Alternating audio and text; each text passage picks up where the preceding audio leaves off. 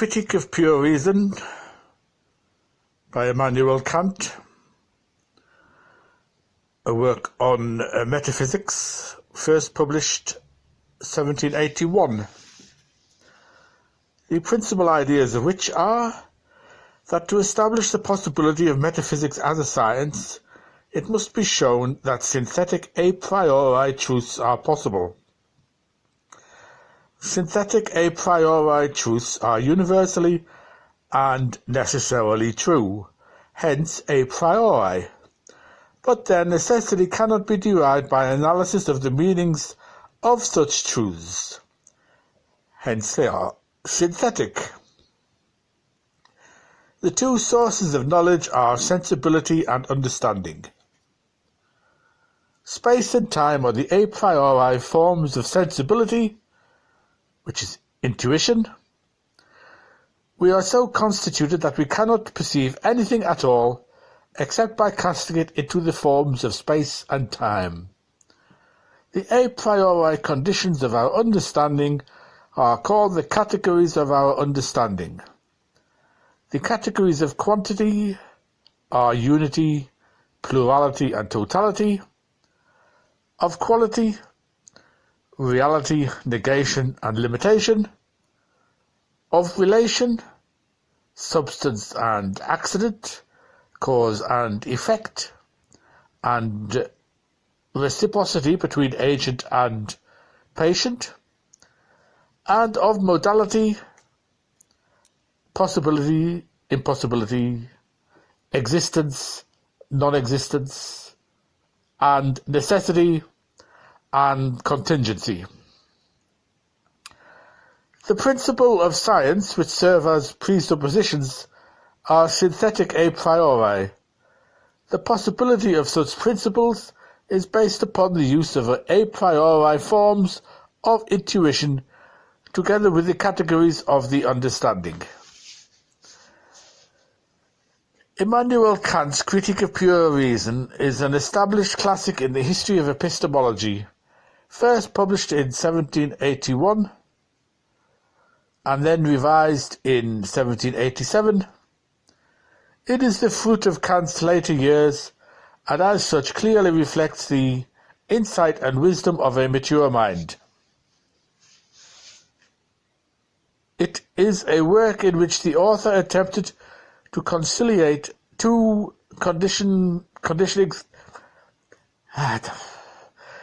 conflicting theories of knowledge current at his time: British empiricism as represented by Locke, Berkeley and Hume, and continental rationalism as represented by Descartes, Leibniz and Wolff.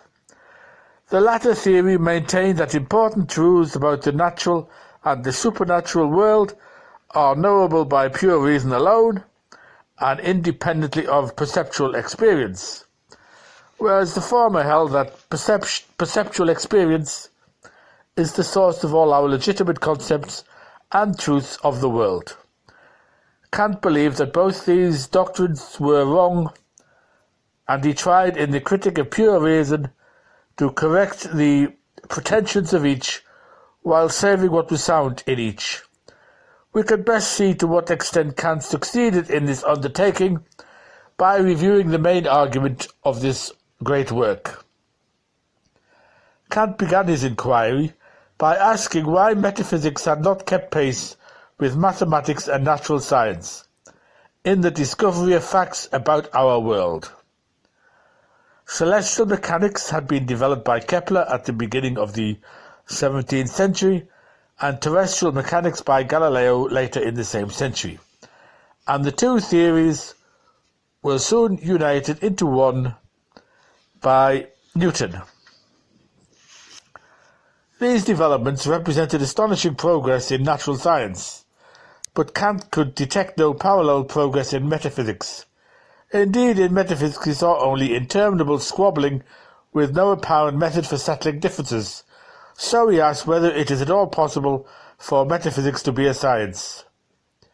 Metaphysics can be a science, Kant reasoned, only if there exists a class of truths different in kind either from the straightforward synthetic truths of nature, discoverable through sense experience, or from the straightforward analytic truths which owe their validity to the fact that the predicate term is contained in the subject term of such judgments. In other words, to the fact that they are true by virtue of the meanings of their terms, true by definition. The distinction is illustrated by the statements, peaceful resistance is effective, which is synthetic, and peaceful resistors shun violence, which is analytic. This distinction had been recognized by Hume, who regarded as exhausting the kinds of statements that can be true or false, but Kant believed that there are statements neither empirical nor analytic in character, synthetic a priori statements. These are statements which are true neither by definition nor because of facts discoverable through sense experience. Rather, they can be seen to be true independently of sense experience. In this sense, they are a priori and necessarily true, since no sense experience can possibly confuse them. Kant believed that all mathematical statements are of this sort. For example, 7 plus 5 equals 12. He also believed that synthetic a priori truths constitute the framework of Newtonian science, as I shall later get onto. But if such truths exist, Kant next asked himself, how are they possible? They are possible, he said, if it can be shown that human knowledge is dependent upon certain concepts which are not empirical in origin, but have their origin in human understanding. But even before he revealed the existence of such concepts, he attempted to show in the first major division of the Critique of Pure Reason, entitled The Transcendental Aesthetic, that a priori considerations form the basis even of human perception or sensibility. This view was important to Kant, for in his proposed Copernican revolution in epistemology, the two sources of knowledge are sensibility and understanding, working in inseparable harness together. He had already written in the introduction to the Critique that all knowledge begins with experience, but it does not necessarily arise out of experience. What are these a priori foundations of sensibility? According to Kant, they are space and time.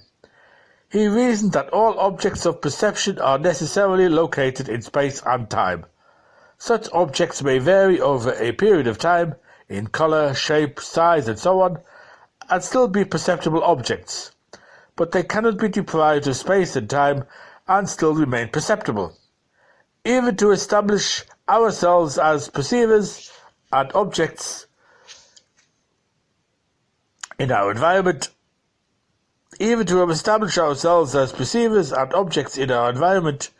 as objects of perception requires the use of spatial and temporal terms. Hence the concepts of space and time.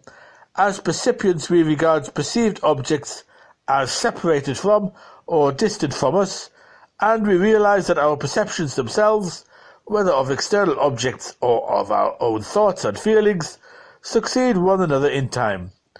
We cannot represent them otherwise and still sensibly preserve the meaning of the terms perceiver and object of perception. In this sense, space and time deserve recognition as presuppositions of sense experience. All our empirical descriptive characterizations of perceptible objects take for granted their fundamental nature as objects in space and time. This is why Kant calls space and time forms of intuition, in order to distinguish them from the contents of sense experience. To be sure, portions of space and moments of time can be perceived, but such parts must always be understood as forming parts of an underlying continuum of space and time. British phenomenalists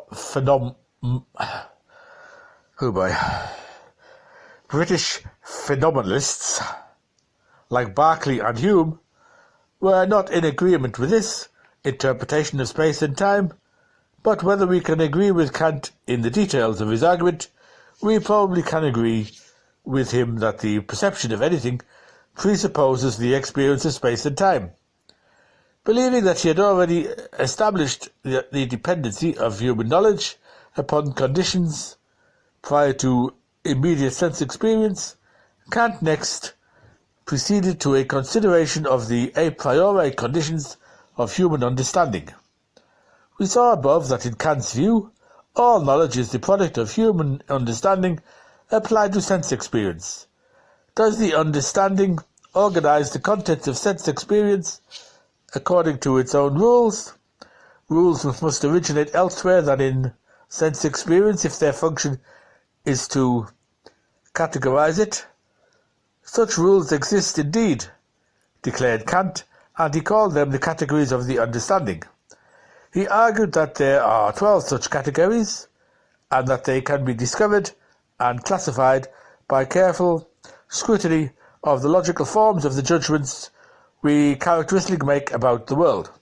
For example, if we look at our categorical judgments, we see that they contain a referring expression, which we call the grammatical subject, and a characterizing expression, which we call the predicate. In Beethoven was a great composer, the referring or subject term is of course Beethoven, and our characterization or predicate term is great composer.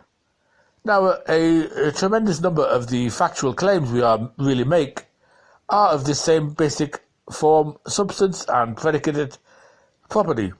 And for Kant, therefore, the concept of substance deserves the status of a category of knowledge. Under it are subsumed all the substance words in our conceptual scheme of things, such as table, tree, moon, nail, and so on, which denote material objects in our environment. It is thus a family-like concept denoting all those objects which have substantiality in common, something which none of the individual terms in this category does. Much the same point can be made about the concepts of causality, to take another of Kant's categories, which he derived from the form of hypothetical or conditional judgments, our if-then judgments. If water is heated under normal atmospheric conditions to 212 degrees Fahrenheit, it will boil. And if one suppresses his guilt feelings, he will become neurotic, are examples of hypothetical judgments, which assert a causal connection between the states of affairs mentioned by the antecedent and consequent of such judgments. Such judgments also appear frequently in our factual reports on the world, and suggest that the concept of causality is an important and fundamental concept in our way of recording experience.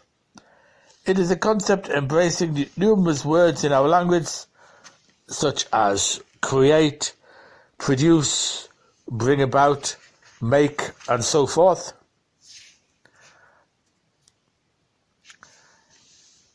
All of which are causal terms. By virtue of designing such a large family of terms, the concept of causality must be regarded as one of the relatively few root concepts or categories at the basis of our conceptual scheme, which gives this scheme its flavour by influencing it throughout. The importance of causality is something which Kant clearly saw, even though it had been missed by the British phenomenalists. Many philosophers have disagreed with Kant over his number and selection of categories, as well as his method of arriving at them, but they have not taken issue with him as to the existence of categories in our conceptual framework and their importance in any account of human knowledge. But many others have rejected Kant's major contention that human knowledge is dependent upon such categories as substance and causality,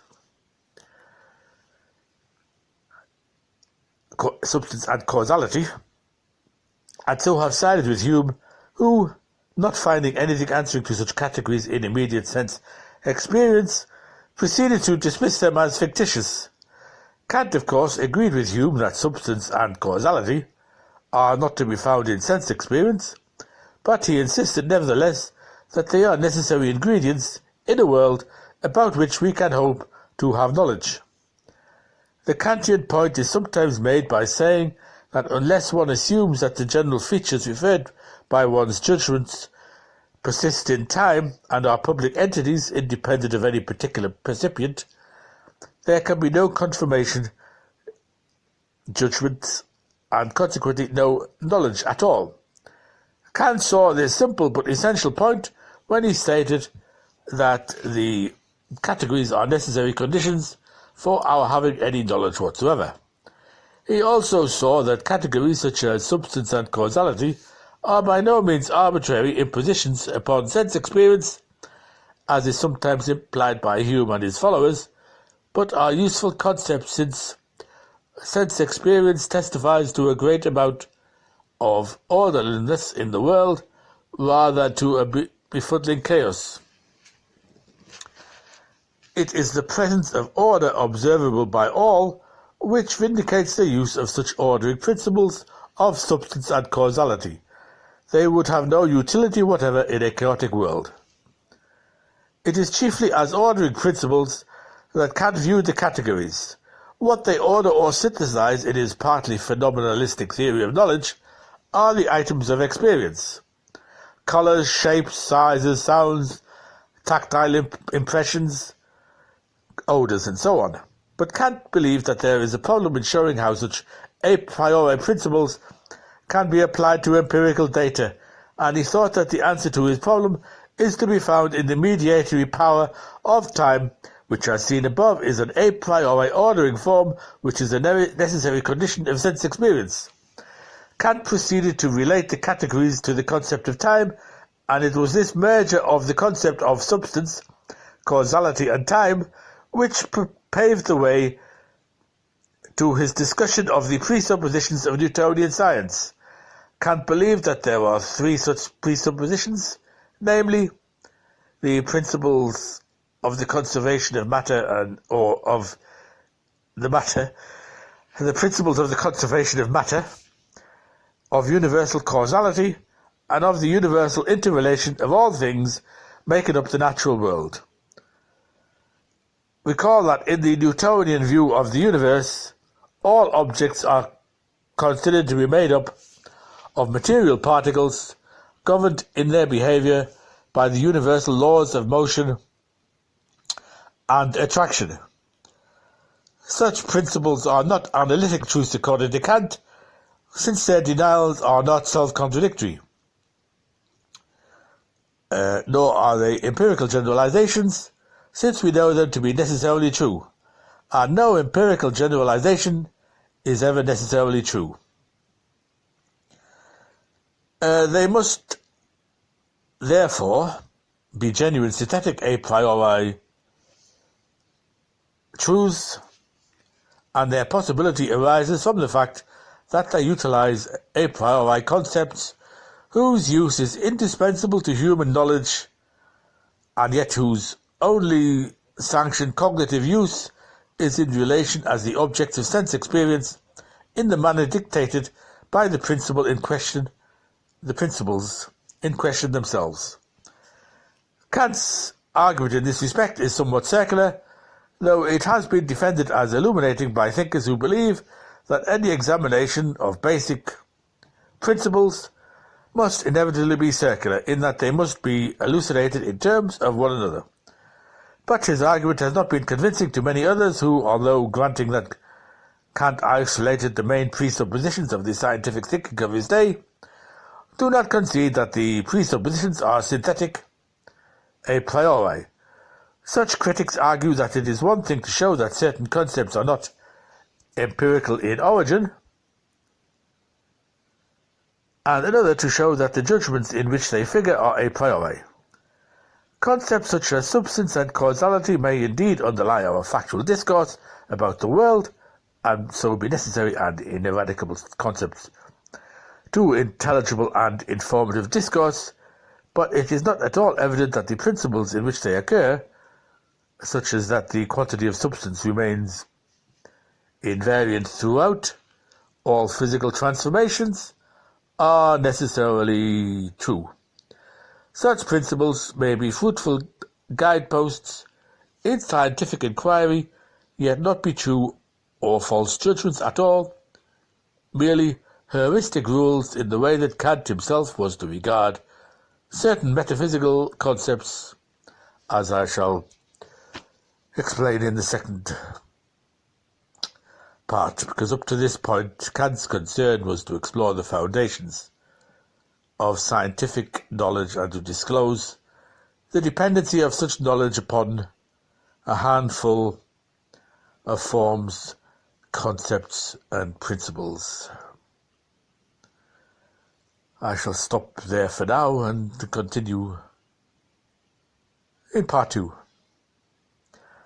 Thank you for listening.